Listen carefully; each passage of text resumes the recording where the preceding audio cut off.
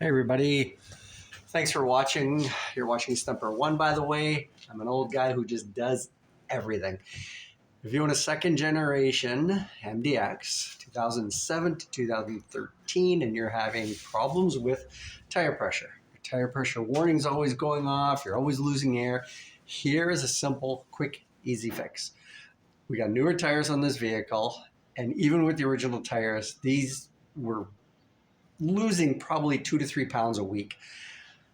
Pain in the butt, message goes off, you're always out there, you're always filling up your tires. Here's a quick, easy fix. Something to check. Get this done. Take you 5 minutes to do. Come on down. Take a look. Right there. There is your valve, obviously.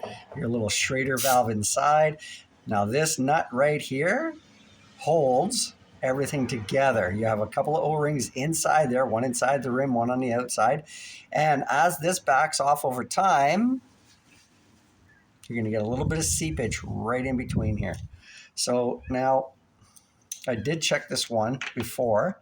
I'm going to loosen it off a bit and I'm going to retighten it. 1/4 inch drive, 7/16 deep socket. And when I went to go check it, I got a good 1/8 of a turn out of it, like that. Did you see that?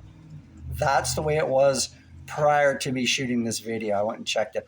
I'm going to go and check the other 3 on the vehicle right now and make sure that they are all tight. Yeah, the vehicle's dirty. It's windy outside. It's cold. We just had a bunch of snow and rain, all that fun stuff. So questions, comments, leave them. Thank you for watching. Thanks for subscribing as always. Appreciate it. There it is. Right there.